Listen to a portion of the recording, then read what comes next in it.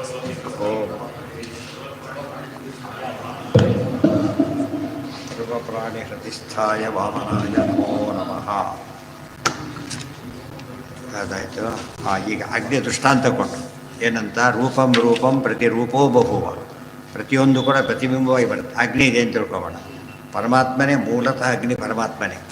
ಆ ಥರ ಪ್ರತಿಬಿಂಬವಾಗಿ ಬರ್ತಾ ಬರ್ತಾ ಬರ್ತಾ ಏನಾಗುತ್ತದೋ ಪ್ರತಿಬಿಂಬನೇ ಹೊರತು ಮುಖ್ಯ ಅಗ್ನಿ ಪರಮಾತ್ಮನೇ. ಯಾವ ಶಬ್ದ ಉಪಯೋಗಿಸಿದ್ರು ಕೂಡ ಮುಖ್ಯ ಅರ್ಥ ಯಾವುದಕ್ಕೆ ದೇವರು ಅಂತಲೇ ಅರ್ಥ. ಉಳಿದೆಲ್ಲ ದೇವ್ರ. ಉದಾಹರಣೆಗೆ ನಾವು ಇಮೇಜನ್ನು ಕೂಡ ವಸ್ತು ಅಂತ ಕರಿತೇವೆ. ಆನೆ ಚಿತ್ರ ಆನೆ ಅಂತ ಕರಿತೇವೆ. ಮತ್ತು ಆನೆಯ ಚಿತ್ರ ಅಂತ ಯಾರೂ ಬರೀಲ್ಲ, ಕೆಳಗೆ ಆನೆ ಅಂತಲೇ ಬರೀತಾರೆ. ಸಿಂಹದ ಚಿತ್ರ ಸಿಂಹ, ಯಾಕೆ ಚಿತ್ರ ಅಂತ ಗೊತ್ತಿರೋದೇ ಇರುತ್ತೆ. ಅದೇ ರೀತಿಯಲ್ಲಿ ಪ್ರತಿಯೊಂದು ಕೂಡ ಭಗವಂತನ ಪ್ರತಿಬಿಂಬವಾದ್ದರಿಂದ ಅದು ಏನಾಗ್ತಾ ಹೋಗುತ್ತೆ, ಎಲ್ಲ ಮೂಲತಃ ಪರಮಾತ್ಮನೇ ಅಲ್ಲಿರೋದು. ರೂಪಂ ರೂಪಂ ಪ್ರತಿರೂಪೋ ಬಹಿಶ್ಚ ಅಗ್ನಿರ್ಯಥೈಕೋ ಲೋಕೇಶು ಪ್ರವಿಷ್ಟೋ ಅನ್ಯೋನ ವಿದ್ಯತೆ. ಅದು ಅಗ್ನಿ ಶಬ್ದಕ್ಕೊಂದು ಅರ್ಥ ಇದೆ. ಆ ಮೂಲತಃ ಅಗ್ನಿ ಶಬ್ದವಾಚ್ಯತೋ ಪರಮಾತ್ಮನಿಗೆ. ಪಾಕಾದಿಕರ್ತ ಅಥಾಪ್ಯಸ್ಯ ದೇವಸ್ಯ ಪ್ರತಿರೂಪಕಾ ರೂಪಂ ರೂಪಂ ಪ್ರತಿಹ್ಯೇತೆ ಸಂತಿ ಅಚೇತನ ವನ್ಹಯ.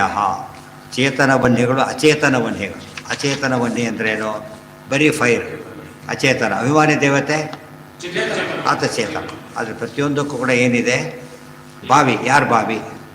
ಅವನು ಬಾವಿ ಅಲ್ಲ, ಅವನು ಬಾವಿ ಓನರ್ಗೆ ಏನಂತ ಕರೀತಾರೆ, ಇವರು ಅವ್ನ ಪರ್ಮಿಷನ್ ಬೇಕು ಅದಕ್ಕೆ. ಗೊತ್ತಾಯ್ತಾ? ಬಾವಿ ಓಪನ್ ಆಗಿದ್ದರೆ ಬೇರೆ, ಒಂದು ಸೈಟಲ್ಲಿ ಅವನ ಸೈಟಲ್ಲಿ ಇದ್ದರೆ ಅವನು ಓನರ್ ಅದಕ್ಕೆ ಅವ್ನು ಮಾಡ್ಕೊಂಡಿರ್ಬೋದು. ಕೊಂಡ್ಕೊಂಡ ಬಾವಿ ಸಮೇತ ತೊಗೊಳ್ತಾನೆ ಹೊರತು ಬಿಟ್ಟಲ್ಲ. ಅವನ ಅಧೀನದಲ್ಲಿದೆ. ಅವನು ಚೇತನ. ಅವನು ಬರೀ ಬಾವಿ ಬೇರೆ, ಚೇತನ ಬೇರೆ. ರೂಪಂ ರೂಪಂ ಪ್ರತಿರೂಪೋ ಬಭೂವ ಏಕಸ್ತಥಾ ಸರ್ವಭೂತಾಂತರಾತ್ಮ. ರೂಪಂ ರೂಪಂ ಪ್ರತಿರೂಪೋ ಬಹಿಷ್ಠ. ಪ್ರತಿಯೊಂದು ಕೂಡ ಪ್ರತಿರೂಪವಾಗಿ ಆಗಿ ಪರಮಾತ್ಮ ಅದಕ್ಕೆ ನಿಯಾಮಕನ ಪ್ರತಿಯೊಂದಕ್ಕೂ ಇದ್ದೇ ಇರ್ತಾನೆ. ಏವಂ ದೇವೋ ವಾಯುರಪಿ ಧಾರಕೋ ಅನ್ಯೋನ. ನೆಕ್ಸ್ಟ್ ಸ್ಟೇಜ್ ವಾಯುದೇವರು ಹಾಗೇನೆ. ವಾಯುದೇವರು ಕೂಡ ಏನಾಗ್ತದೆ, ಎಲ್ಲರಿಗೂ ಕೂಡ ಪರಮಾತ್ಮ ಮುಖ್ಯ ಬಿಂಬ ಪರಮಾತ್ಮನೇ. ಅನಂತರದ ಮುಖ್ಯ ಬಿಂಬ ವಾಯುದೇವರೇನೆ. ಅದು ಅವನು ಬೈಪಾಸ್ ಮಾಡೋಕ್ಕೆ ಯಾರಿಗೂ ಆಗೋದಿಲ್ಲ. ನಿಧಾನ ಬರ್ತಾ ಬರ್ತಾ ಹೋದರೆ ಡೀಲಿಂಗ್ ಆಗ್ತಾ ಬರ್ತಾರೆ. ಗೊತ್ತಾಯ್ತಾ? ವಾಯುದೇವರಿಗೆ ಪರಮಾತ್ಮ ಗರುಡಶೇಷರಿಗೂ ಬಿಂಬನೆ, ಇವರಿಗೂ ಬಿಂಬನೆ. ಆದರೆ ಡೈರೆಕ್ಟ್ ಅಲ್ಲ, ಥ್ರೂ. ಡೈರೆಕ್ಟು ಆಗ್ತಾನೆ, ಬಟ್ ಏನೇ ಕೆಲಸ ಆಗಬೇಕಾದ್ರೂ ಥ್ರೂನೇ ಆಗಬೇಕು ಹೊರತು ಹೀಗೆ ಮಾಡೋದಿಲ್ಲ.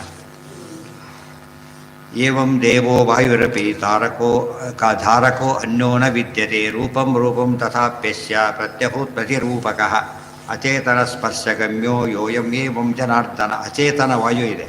ಅಚೇತನ ವಾಯು ಗೊತ್ತಾಗಲಿಕ್ಕೆ ನಮಗೆ ಕಣ್ಣಿಗೆ ಕಾಣೋದಿಲ್ಲ. ವಾಯು ಯಾವುದರಿಂದ ಕಾಣುತ್ತದೋ? ಸ್ಪರ್ಶ ಆಗಬೇಕು. ಅಚೇತನ ಸ್ವರ್ಗ ಸ್ಪರ್ಶಗಮ್ಯೋ ಯೋ ಅಯಮೇವಂ ಜನಾರ್ದನ ಏಕಸ್ವತಂತ್ರೋ ನಾನ್ಯೋಸ್ತಿ ಸರ್ವಜೀವಾಂತರ ಸ್ಥಿತ. ಪರಮಾತ್ಮ ಒಬ್ಬನೇ ಸ್ವತಂತ್ರ, ಬೇರೆ ಯಾರು ಕೂಡ ಸ್ವತಂತ್ರನಲ್ಲ. ಜೀವನ ಒಳಗಿದ್ದಾನೆ, ಆದ್ದರಿಂದ ಕಾಣೋದಿಲ್ಲ. ರೂಪಂ ರೂಪಂ ಪ್ರತಿಶ್ಯಶ್ಚ ಪ್ರತಿಬಿಂಬಾಶ್ಚ ಚೇತನ. ಪ್ರತಿಯೊಂದು ರೂಪಕ್ಕೂ ಕೂಡ ಪ್ರತಿಬಿಂಬರಾಗಿ ದೇವರಿದ್ದಾರೆ. ಬಾಹ್ಯಾಶ್ಚತೆ ತಥೋ ನಾಶ್ಯ ಸ್ವರೂಪಂ ತೇ ಕಥಂಚನ. ಯಾವುದರ ಪ್ರತಿಬಿಂಬ ಆಗಿದ್ದಾರೋ ಆ ರೂಪ ನೋಡಬೇಕು, ಅದು ಬಿಂಬರೂಪ. ಅರ್ಥ ಆಯ್ತಾ? ಈಗ ಅವರ ಅನಂತ ರೂಪ ಇದೆ. ಈಗ ಅನಂತ ರೂಪಕ್ಕೂ ಕೂಡ ಕರೆಸ್ಪಾಂಡಿಂಗ್ ಯಾರಿದ್ದಾರೆ? ಪ್ರತಿಬಿಂಬಗಳಿದ್ದಾರೆ. ಗೊತ್ತಾಯ್ತಾ? ಆ ಬಿಂಬನ ಕಂಡಾಗ ಏನಾಗುತ್ತೆ ಇವನಿಗೆ? ಆಗ ಅಪ್ರೋಚ್ ಜ್ಞಾನ. ಕ್ವಶನ್ ಪೇಪರ್ ಸಾಕಷ್ಟಿದೆ, PUC ಕ್ವಶನ್ ಪೇಪರ್. ಅದೆಲ್ಲ ಬರೆದ್ರೆ ಪಾಸ್ ಆಗೋದಿಲ್ಲ. ಯಾವುದು ಬರೀಬೇಕು ಅವನು? ಆ ವರ್ಷದ ಬರಿಬೇಕು. ಆ ವರ್ಷದ ಕ್ವಶನ್ ಪೇಪರೇ ಬರೀಬೇಕು, ಬೇರೆ ಕಾಲ. ಅದೆಲ್ಲ ಯಾವ್ದಕ್ಕೆ ಹೆಲ್ಪ್ ಆಗುತ್ತದು? ವರ್ಕ್ ಮಾಡೋಕ್ಕೆಲ್ಲ ಚೆನ್ನಾಗಿ ಹೆಲ್ಪ್ ಆಗುತ್ತೆ. ಬಟ್ ಆ ಬರಿಬೇಕಾದ ಇದಕ್ಕೆ ಮಾತ್ರ. ಹೋದಷ್ಟು ಎಲ್ಲ ಮಾಡ್ತೇನೆ, ಅದನ್ನು ಸಬ್ಮಿಟ್ ಮಾಡೋಂಗಿಲ್ಲ ಅವನು. ಕ್ವಶನ್ ಪೇಪರ್ ಎಲ್ಲ ಹೌದೇನೆ, ಬಟ್ ಇವಂದಲ್ಲ ಅದು. ಅರ್ಥ ಆಯ್ತಾ? ಆ ರೀತಿಯಲ್ಲಿ ಪ್ರತಿಯೊಂದು ರೂಪಕ್ಕೂ ಬಿಂಬರೂಪ ಇದೆ. ವರಾಹ ರೂಪ ಕೆಲವು ಬಿಂಬರೂಪನಾಗಿರ್ಬೋದು, ಅದ್ರ ದರ್ಶನ ಆಗಬೇಕು ಅವನಿಗೆ. ವರಾಹ ಅವತಾರ ನೋಡಿದ ಬಿಂಬ ಅದೇ ಆಗಿತ್ತು. ಆಗ ಅದು ಅಪ್ರೋಚ್ ಜ್ಞಾನಕ್ಕೆ ಈಕ್ವಲ್. ಅದು ಅಪ್ರೋಚ್ ಜ್ಞಾನದಾಗ ಆಗಿಬಿಡುತ್ತೆ. ಇಲ್ಲ ಹೋದ್ರೆ ಆಗೋದಿಲ್ಲ. ಇದು ಅರ್ಥ ಮಾಡಿಕೊಂಡ್ರೆ ಪರಮಾತ್ಮ ಅನಂತ ರೂಪಗಳು ಇದೆ ಅಂತ ಅರ್ಥ ಏನೀಗ? ಅನಂತ ಜೀವರಿದ್ದಾಗ ಪ್ರತಿಯೊಬ್ಬ ಜೀವರಿಗೂ ಒಂದು ಬಿಂಬರೂಪ ಇರೋದ್ರಿಂದ ಅನಂತ ರೂಪ ಬಿಂಬರೂಪಗಳೇ ಅನಂತ ಆಯಿತು ಪರಮಾತ್ಮ. ಆದರೆ ಪರಮಾತ್ಮನಿಗೂ ಪರಮಾತ್ಮನ ಬಿಂಬರೂಪಗಳಿಗೂ ಏನು ಯಾವ ವ್ಯತ್ಯಾಸವೂ ಇಲ್ಲ.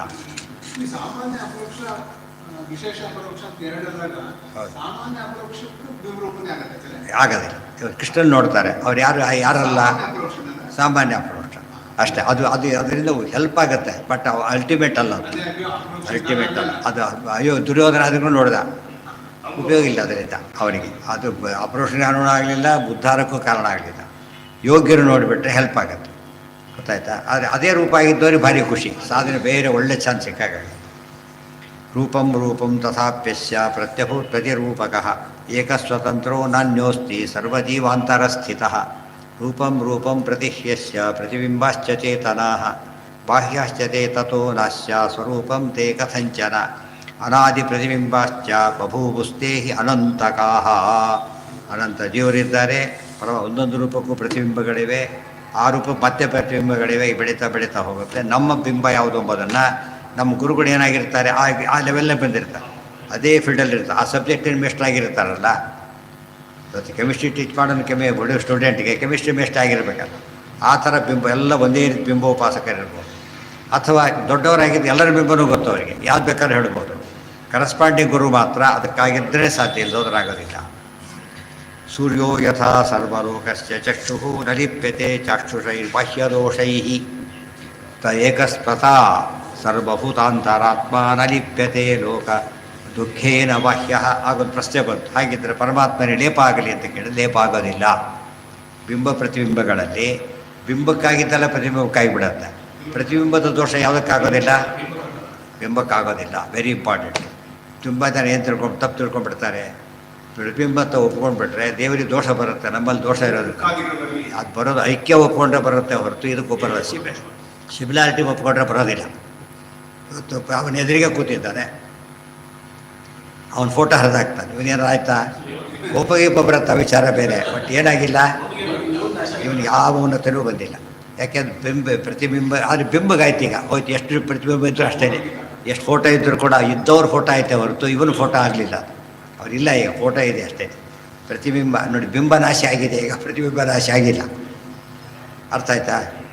ಪ್ರತಿಬಿಂಬ ಏನು ಪ್ರಶ್ನೆ ಮಾಡಿದ್ದ ಅವನು?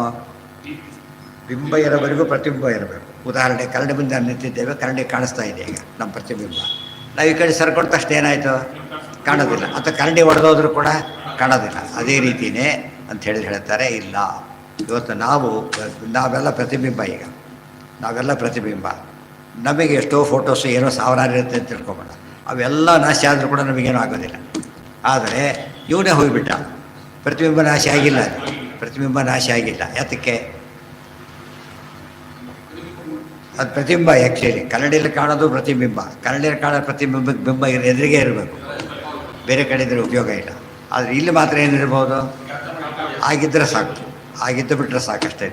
ಇಲ್ಲಿ ಯಾಕೆ ನಾಶ ಆಗಿಲ್ಲ ಅಂದರೆ ಉಪಾಧಿ ಇರೋವರೆಗೂ ಇರುತ್ತದೆ. ಉಪಾಧಿ ಯಾವುದಲ್ಲೀಗ? ಇಲ್ಲಿ ಸ್ವರೂಪ ಬೇರೆ, ಅಲ್ಲೇನಿದೆ? ಕರಡಿಯಲ್ಲಿ ಕರಡಿ ಉಪಾಧಿ. ಆದರೆ ಫೋಟೋದಲ್ಲಿ ಪೇಪರ್ ಉಪಾಧಿ, ಅದು ಹರಿದಾಕಿರ ಹೋಗ್ಬಿಡೋದು. ಗೊತ್ತಾಯ್ತಾ? ಇಲ್ಲಿ ಪ್ರಶ್ನೆ ಏನು ಬಂದಿತ್ತು? ಉಪಾಧಿ ನಾಶದಿಂದ ಬಿಂಬ ನಾಶ ಆಗಬಹುದಾ, ಪ್ರತಿಬಿಂಬ ನಾಶ ಆಗಬಹುದಾ ಅಂದರೆ ಆಗತ್ತೆ. ಉಪಾಧಿಯಿಂದಾಗಿ ಪ್ರತಿಬಿಂಬ ಬಂದಾಗ ಉಪಾಧಿ ನಾಶವಾದರೆ ಪ್ರತಿಬಿಂಬ ಹೋಗಿಬಿಡುತ್ತೆ. ಆದರೆ ಸ್ವರೂಪನೇ ಉಪಾಧಿ ಆದಾಗ ಪ್ರಶ್ನೆ ಬರೋದಿಲ್ಲ ಅಂತ ಉತ್ತರ ಕೊಟ್ಟರು. ಅದನ್ನು ತಿಳ್ಕೊಂಡ್ರೆ ಸಾಕು. ಅಲ್ಲಿಗೆ ನಾಳೆ ದಿವಸ ಮುಂದಿನ ಭಾಗ.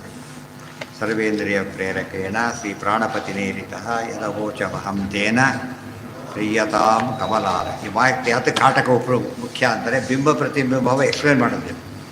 ಬೇರೆ ಉಪನಿಷತ್ತುಗಳಿಗೆ ಹೆಚ್ಚಾಗಿ ವಿಷಯ ಇಲ್ಲಿ ಬಂದಿದೆ. ಆದ್ದರಿಂದ ಕಾಟಕದಲ್ಲಿ ಬಂದಿರೋ ವಿಚಾರ ಬಹಳ ಮುಖ್ಯವಾದ ಅಂಶ.